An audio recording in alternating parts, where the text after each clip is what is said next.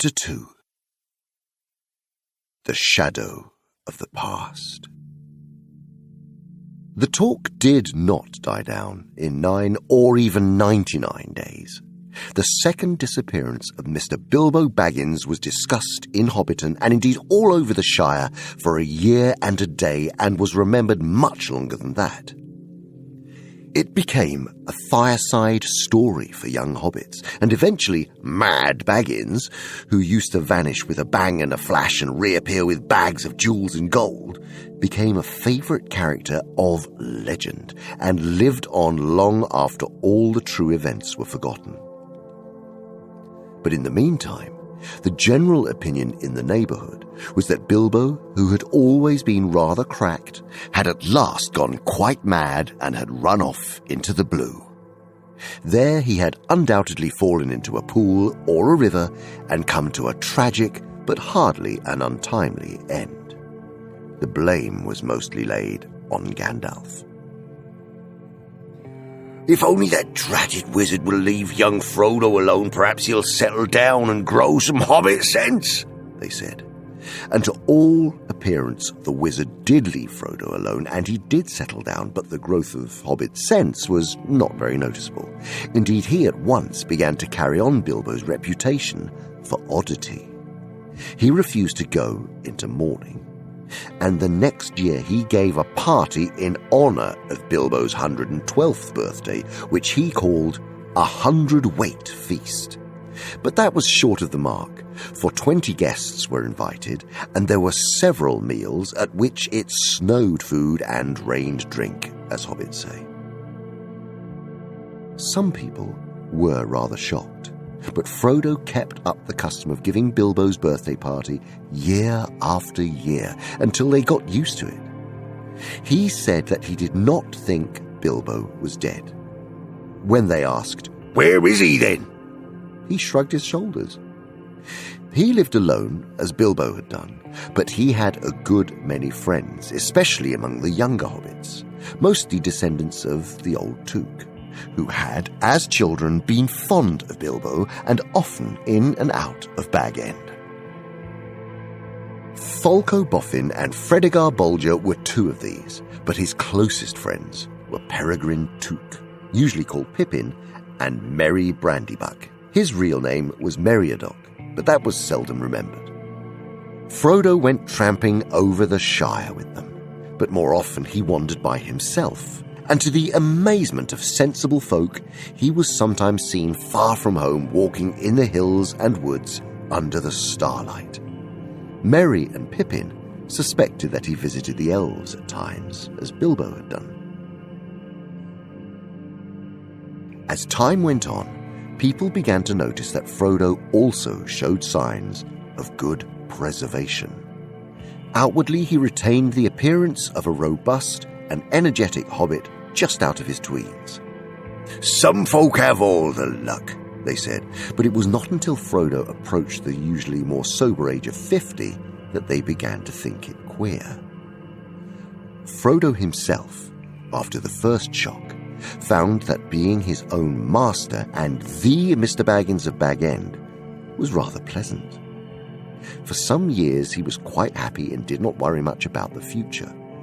But half unknown to himself, the regret that he had not gone with Bilbo was steadily growing. He found himself wondering at times, especially in the autumn, about the wildlands, and strange visions of mountains that he had never seen came into his dreams. He began to say to himself, "Perhaps I shall cross the river myself one day," to which the other half of his mind always replied, "Not yet."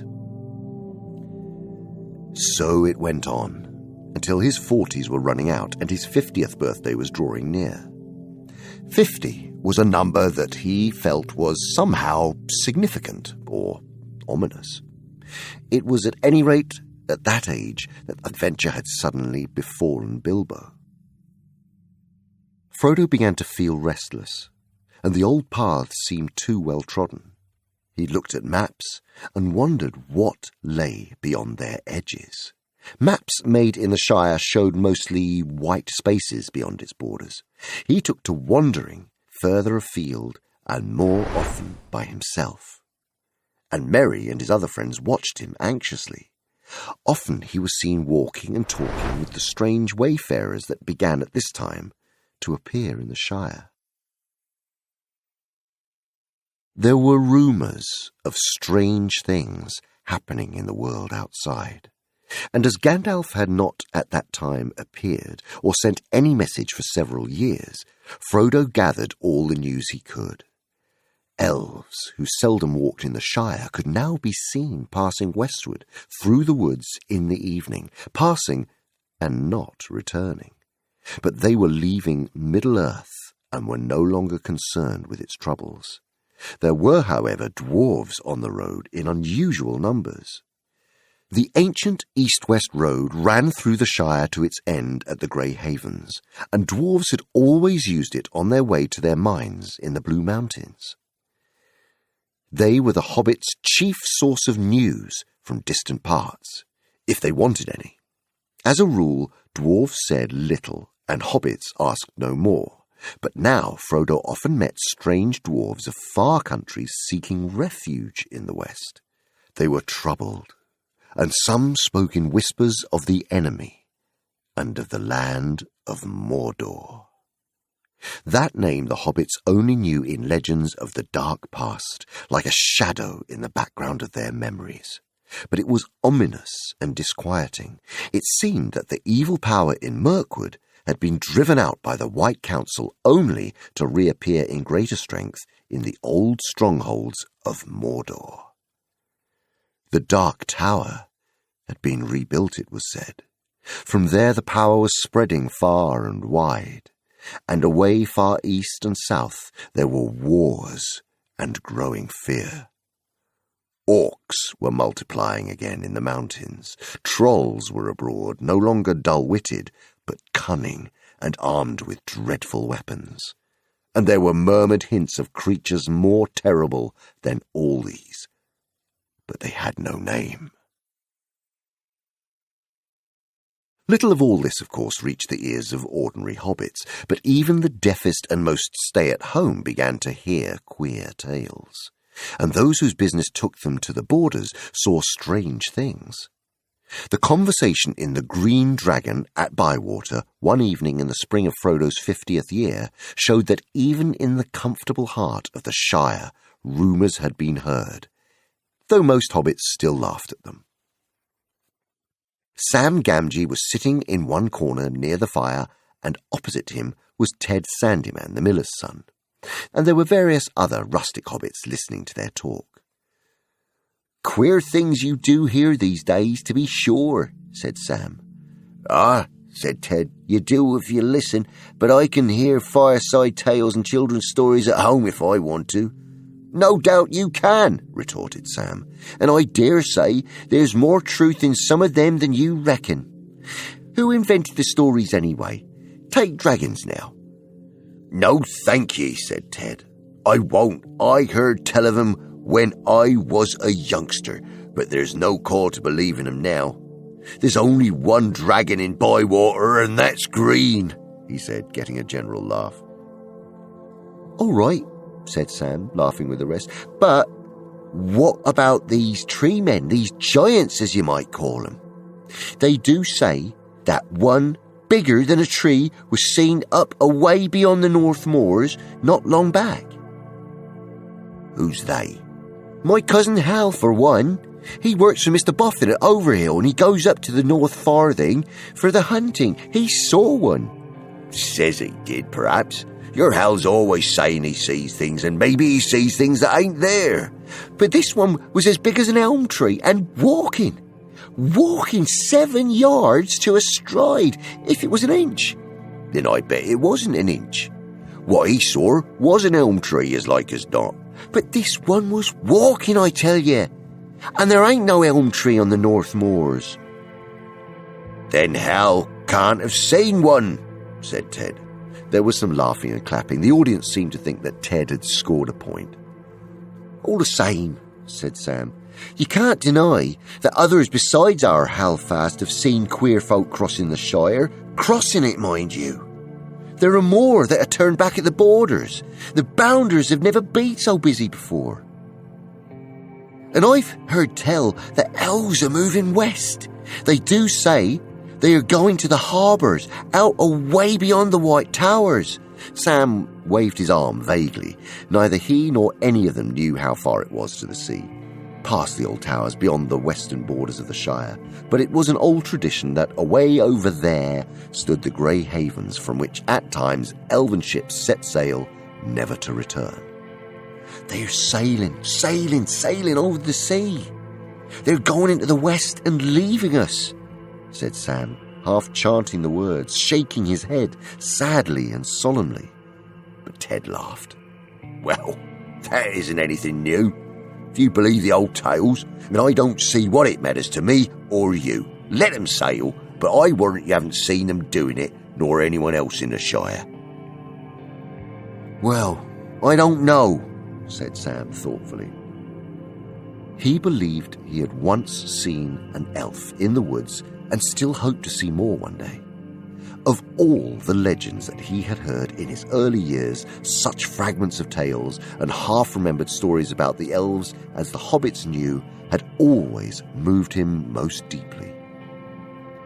There are some, even in these parts, as know the fair folk and get news of them, he said. There's Mr. Baggins now that I work for. He told me that they were sailing, and he knows a bit about elves. And old Mr. Bilbo knew more. Many's the talk I had with him when I was a little lad. Oh, they're both cracked, said Ted. Leastways, old Bilbo was cracked, and Frodo's cracking. If that's where you get your news from, you'll never want for moonshine. Well, friends, I'm off home. Your good health. He drained his mug and went out noisily. Sam sat silent and said no more. He had a good deal to think about. For one thing, there was a lot to do up in the Bag End garden, and he would have a busy day tomorrow if the weather cleared. The grass was growing fast, but Sam had more on his mind than gardening. After a while, he sighed and got up and went out. It was early April, and the sky was now clearing after heavy rain. The sun was down, and a cool, pale evening was quietly fading into night. He walked home under the early stars, through Hobbiton and up the hill, whistling softly and thoughtfully. It was just at this time that Gandalf reappeared after his long absence. For 3 years after the party, he had been away. Then he paid Frodo a brief visit, and after taking a good look at him, he went off again. During the next year or two, he had turned up fairly often, coming unexpectedly after dusk, and going off without warning before sunrise. He would not discuss his own business and journeys, and seemed chiefly interested in small news about Frodo's health and doings. Then, suddenly his visits had ceased. It was over 9 years since Frodo had seen or heard of him, and he had begun to think that the wizard would never return and had given up all interest in hobbits. But that evening, as Sam was walking home and twilight was fading, there came the once familiar tap on the study window. Frodo welcomed his old friend with surprise and great delight. They looked hard at one another. "All well, eh?" said Gandalf. "You look the same as ever, Frodo." So do you, Frodo replied, but secretly he thought that Gandalf looked older and more careworn. He pressed him for news of himself and of the wide world, and soon they were deep in talk, and they stayed up far into the night. Next morning, after a late breakfast, the wizard was sitting with Frodo by the open window of the study. A bright fire was on the hearth, but the sun was warm, and the wind was in the south. Everything looked fresh, and the new green of spring was shimmering in the fields and on the tips of the trees' fingers. Gandalf was thinking of a spring nearly 80 years before, when Bilbo had run out of Bag End without a handkerchief. His hair was perhaps whiter than it had been then, and his beard and eyebrows were perhaps longer, and his face more lined with care and wisdom. But his eyes were as bright as ever, and he smoked and blew smoke rings with the same vigour and delight. He was smoking now, in silence, for Frodo was sitting still, deep in thought. Even in the light of morning, he felt the dark shadow of the tidings that Gandalf had brought. At last, he broke the silence. "Last night, you began to tell me strange things about my ring, Gandalf," he said. "And then you stopped because you said that such matters were best left until daylight. Don't you think you had better finish now? You say the ring is dangerous, far more dangerous than I guess. In what way?" "In many ways," answered the wizard. "It is far more powerful than I ever dared to think at first. So powerful that in the end it would utterly overcome anyone of mortal race who possessed it. It would possess him. In Eregion, long ago, many elven rings were made. Magic rings, as you call them, and they were, of course, of various kinds, some more potent and some less. The lesser rings were only essays in the craft before it was full grown, and to the elven smiths they were but trifles, yet still to my mind dangerous for mortals. But the great rings, the rings of power, they were perilous. A mortal, Frodo, who keeps one of the great rings, does not die. But he does not grow or obtain more life. He merely continues until at last every minute is a weariness. And if he often uses the ring to make himself invisible, he fades. He becomes in the end invisible permanently and walks in the twilight under the eye of the dark power that rules the rings. Yes, sooner or later if he is strong or well-meaning to begin with, but neither strength nor good purpose will last. Sooner or later, the dark power will devour him." "How terrifying," said Frodo. There was another long silence. The sound of Sam Gamgee cutting the lawn came in from the garden. "How long have you known this?" asked Frodo at length. "And how much did Bilbo know?" "Bilbo knew no more than he told you, I am sure," said Gandalf. "He would certainly never have passed on to you anything that he thought would be a danger, even though I promised to look after you. He thought the ring was very beautiful and very useful at need. And if anything was wrong or queer, it was himself. He said that it was growing on his mind, and he was always worrying about it, but he did not suspect that the ring itself was to blame, though he had found out that the thing needed looking after. It did not seem always of the same size or weight. It shrank or expanded in an odd way and might suddenly slip off a finger where it had been tight." "Yes, he warned me of that in his last letter," said Frodo. "So I have always kept it on its chain." "Very wise," said Gandalf. "But as for his long life, Bilbo never connected it with the ring at all. He took all the credit for that to himself, and he was very proud of it, though he was getting restless and uneasy. Thin and stretched, he said. A sign that the ring was getting control." "How long have you known all this?" asked Frodo again. "Known?" said Gandalf. "I have known much that only the wise know, Frodo, but if you mean known about this ring, well, I still do not know, one might say. There is a last test to make, but I no longer doubt my guess."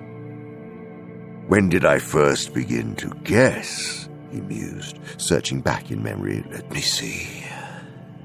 It was in the year that the White Council drove the dark power from Mirkwood, just before the Battle of 5 Armies, that Bilbo found his ring.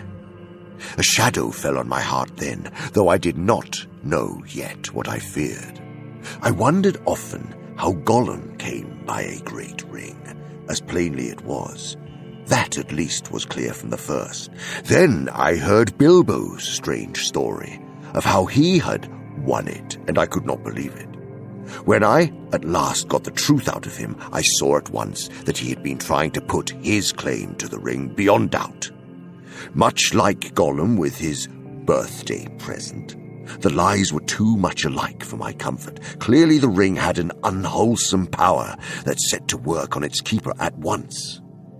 That was the first real warning I had that all was not well.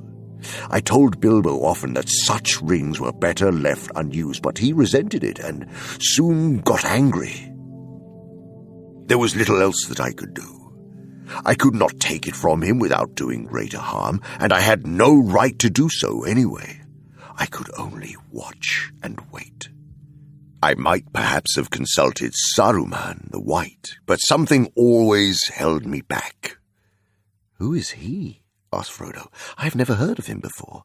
"Maybe not," answered Gandalf. "Hobbits are or were no concern of his, yet he is great among the wise. He is the chief of my order and the head of the council. His knowledge is deep, but his pride has grown with it, and he takes ill any meddling.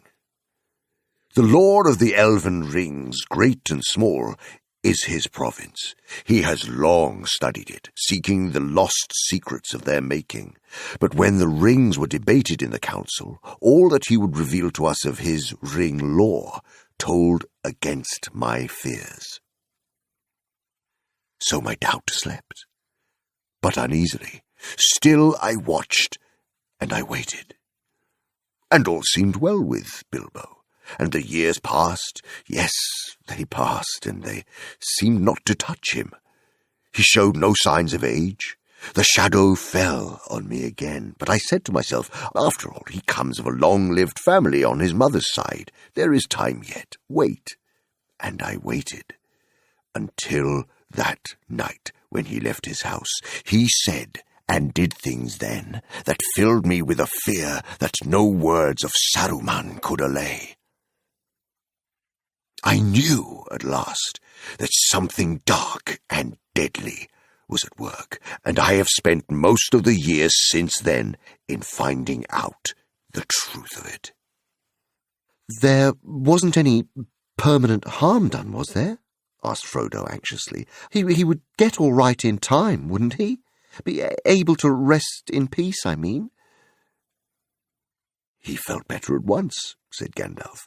"But there is only one power in this world that knows all about the rings and their effects. And as far as I know, there is no power in the world that knows all about hobbits. Among the wise, I am the only one that goes in for hobbit lore, an obscure branch of knowledge, but full of surprises. Soft as butter they can be, and yet sometimes as tough as old tree roots. I think it likely that some would resist the rings far longer than most of the wise would believe. I don't think you need worry about Bilbo. Of course, he possessed the ring for many years and used it, so it might take a long while for the influence to wear off, before it was safe for him to see it again, for instance. Otherwise he might live on for years quite happily, just stop as he was when he parted with it. For he gave it up in the end of his own accord. An important point. No, I was not troubled about dear Bilbo any more, once he had let the thing go. It is for you that I feel responsible. Ever since Bilbo left, I have been deeply concerned about you, and about all these charming, absurd, helpless hobbits. It would be a grievous blow to the world if the dark power overcame the Shire, if all your kind, jolly, stupid Bolgers, Hornblowers, Boffins, Bracegirdles, and the rest, not to mention the ridiculous Bagginses, became enslaved. Frodo shuddered. "But why should we be?" he asked. "And why should he want such slaves?"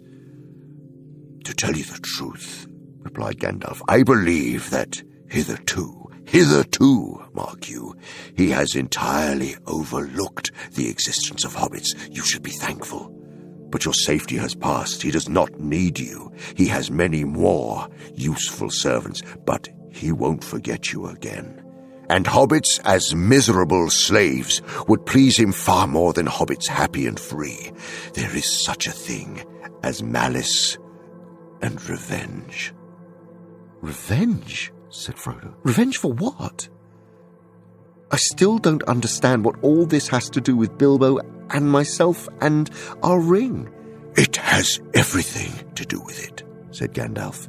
"You do not know the real peril yet, but you shall. I was not sure of it myself when I was last here, but the time has come to speak. Give me the ring for a moment."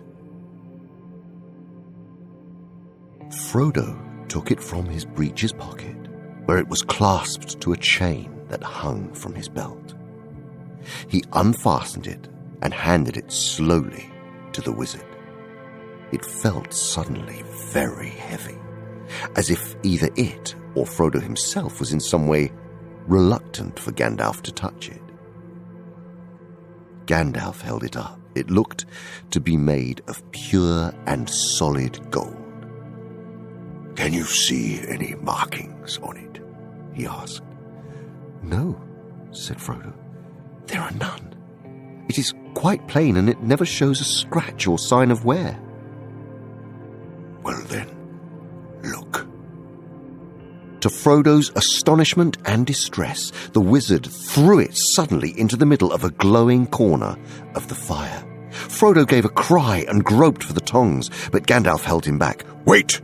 he said in a commanding voice, giving Frodo a quick look from under his bristling brows. No apparent change came over the ring. After a while, Gandalf got up, closed the shutters outside the window, and drew the curtains. The room became dark and silent, though the clack of Sam's shears, now nearer to the windows, could still be heard faintly from the garden. For a moment, the wizard stood, looking at the fire. Then he stooped and removed the ring to the hearth with the tongs, and at once picked it up. Frodo gasped. "It is quite cool," said Gandalf. "Take it." Frodo received it on his shrinking palm. It seemed to have become thicker and heavier than ever. "Hold it up," said Gandalf, "and look closely." As Frodo did so, he now saw fine lines, finer than the finest pen strokes, running along the ring, outside and inside. Lines of fire that seemed to form the letters of a flowing script. They shone piercingly bright, and yet remote, as if out of a great depth. "I cannot read the fiery letters," said Frodo in a quavering voice. "No," said Gandalf, "but I can. The letters are Elvish, of an ancient mode, but the language is that of Mordor, which I will not utter here. But this, in the common tongue, is what is said, close enough. One ring to rule them all, one ring to find them, one ring to bring them all, and in the darkness bind them." It is only 2 lines of a verse long known in elven lore. 3 rings for the elven kings under the sky, 7 for the dwarf lords in their halls of stone, 9 for mortal men doomed to die, 1 for the Dark Lord on his dark throne, in the land of Mordor, where the shadows lie. 1 ring to rule them all, 1 ring to find them, 1 ring to bring them all, and in the darkness bind them, in the land of Mordor, where the shadows lie. He paused, and then said slowly in a deep voice, "This is the Master Ring, the one ring to rule them all. This is the one ring that he lost many ages ago to the great weakening of his power. He greatly desires it, but he must not get it." Frodo sat silent and motionless. Fear seemed to stretch out a vast hand, like a dark cloud rising in the east and looming up to engulf him. "This ring," he stammered. How on earth did it come to me?" "Ah," said Gandalf, "that is a very long story. The beginnings lie back in the Black Years, which only the Lawmasters now remember. If I were to tell you all that tale, we should still be sitting here when spring had passed into winter. But last night I told you of Sauron the Great, the Dark Lord. The rumors that you have heard are true. He has indeed arisen again and left his hold in Mirkwood and returned to his ancient fastness in the Dark Tower of Mordor. That name even you hobbits have heard of, like a shadow on the borders of old stories. Always after a defeat and a respite, the shadow takes another shape and grows again." "I wish it need not have happened in my time," said Frodo. "So do I," said Gandalf. "And so do all who live to see such times. But that is not for them to decide. All we have to decide is what to do with the time that is given us. And already, Frodo, our time is beginning to look black. The enemy is fast becoming very strong. His plans are far from ripe, I think, but they are ripening. We shall be hard put to it. We should be very hard put to it, even if it were not for this dreadful chance.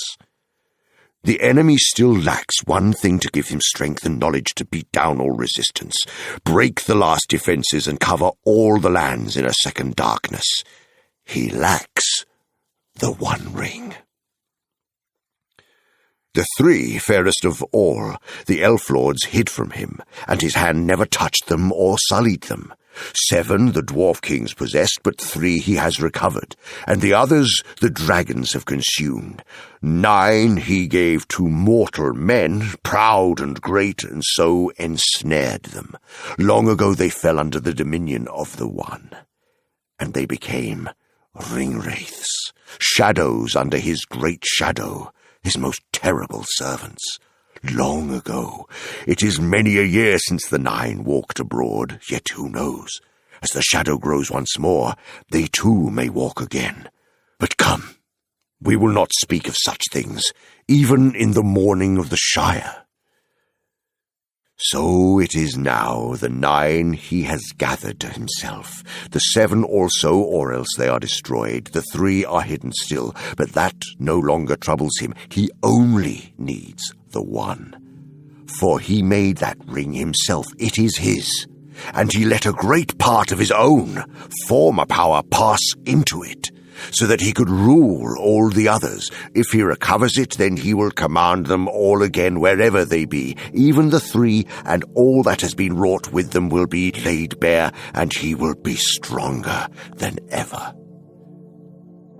And this is the dreadful chance, Frodo. He believed that the One had perished, that the elves had destroyed it, as should have been done, but he knows now that it has not perished, that it has been found. So he is seeking it, and all his thought is bent on it. It is his great hope, and our great fear. Why wasn't it destroyed?" cried Frodo. "And how did the enemy ever come to lose it if he was so strong and it was so precious to him?"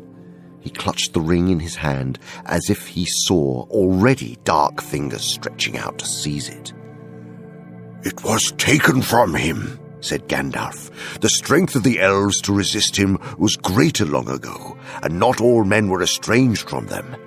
The men of Westerness came to their aid. That is a chapter of ancient history which it might be good to recall, for there was sorrow then too, and gathering dark, but great valor, and great deeds that were not wholly vain. One day, perhaps, I will tell you all the tale, or you shall hear it told in full by one who knows it best." But for the moment, since most of all you need to know how this thing came to you, and that will be tale enough, this is all that I will say.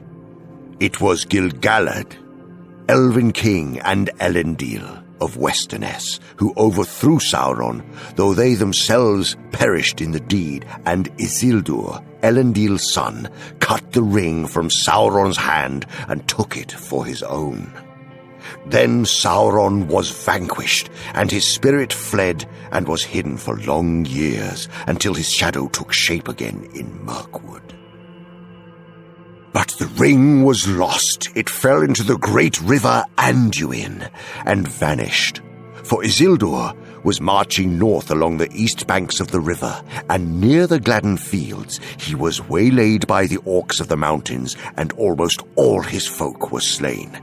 He leapt into the waters, but the ring slipped from his finger as he swam, and then the orcs saw him and killed him with arrows.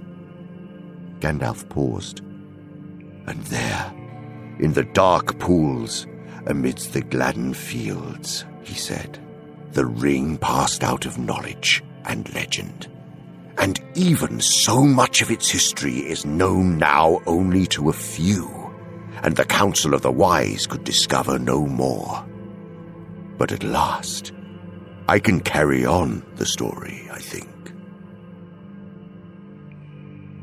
Long after, but still very long ago, there lived by the banks of the great river, on the edge of Wilderland, a clever-handed and quiet-footed little people. I guess they were of hobbit kind, akin to the fathers of the Stoors, for they loved the river and often swam in it, or made little boats of reeds. There was among them a family of high repute, for it was large and wealthier than most, and it was ruled by a grandmother of the folk, stern and wise in old lore, such as they had. The most inquisitive and curious-minded of that family was called Smeagol. He was interested in roots and beginnings. He dived into deep pools. He burrowed under trees and growing plants. He tunneled into green mounds, and he ceased to look up at the hilltops, or the leaves on trees, or the flowers opening in the air. His head and his eyes were downward. He had a friend called Deagle, of similar sort, sharper-eyed, but not so quick and strong. On a time, they took a boat and went down to the Gladden fields, where there were great beds of iris and flowering reeds. There, Smeagol got out and went nosing about the banks, but Deagle sat in the boat and fished. Suddenly, a great fish took his hook, and before he knew where he was dragged out and down into the water to the bottom. Then he let go of his line, for he thought he saw something shining in the riverbed, and holding his breath, he grabbed at it. Then up he came, spluttering with weeds in his hair and a handful of mud. And he swam to the bank, and behold, when he washed the mud away, there in his hand lay a beautiful golden ring, and it shone and glittered in the sun, so that his heart was glad. But Smeagol had been watching him from behind a tree, and as Deagle gloated over the ring, Smeagol came softly up behind. "Give us that, Deagle, my love," said Smeagol, over his friend's shoulder. "Why?" said Deagle. "Because it's my birthday, my love, and I want it," said Smeagol. "I don't care," said Deagle. "I have given you a present already, more than I could afford. I found this, and I'm going to keep it." "Oh, are you indeed, my love?" said Smeagol. And he caught Deagle by the throat and strangled him, because the gold looked so bright and beautiful. Then he put the ring on his finger. No one ever found out what had become of Deagle. He was murdered far from home, and his body was cunningly hidden. But Smeagol returned alone, and he found that none of his family could see him when he was wearing the ring. He was very pleased with his discovery, and he concealed it, and he used it to find out secrets, and he put his knowledge to crooked and malicious uses. He became sharp-eyed and keen-eared for all that was hurtful. The ring had given him power according to his stature. It is not to be wondered at that he became very unpopular and was shunned, when visible, by all his relations. They kicked him, and he bit their feet. He took to thieving and going about muttering to himself and gurgling in his throat. So they called him Gollum, and cursed him and told him to go far away. And his grandmother, desiring peace, expelled him from the family and turned him out of her hole. He wandered in loneliness, weeping a little for the hardness of the world, and he journeyed up the river till he came to a stream that flowed down from the mountains, and he went that way. He caught fish in deep pools with invisible fingers and ate them raw. One day it was very hot, and as he was bending over a pool, he felt a burning on the back of his head, and a dazzling light from the water pained his wet eyes. He wondered at it, for he had almost forgotten about the sun. Then, for the last time, he looked up and shook his fist at her. But as he lowered his eyes, he saw far ahead the tops of the misty mountains, out of which the stream came. And he thought suddenly, it would be cool and shady under those mountains. The sun could not watch me there. The roots of those mountains must be roots indeed. There must be great secrets buried there which have not been discovered since the beginning. So he journeyed by night up into the highlands, and he found a little cave out of which the dark stream ran. And he wormed his way like a maggot into the heart of the hills and vanished out of all knowledge.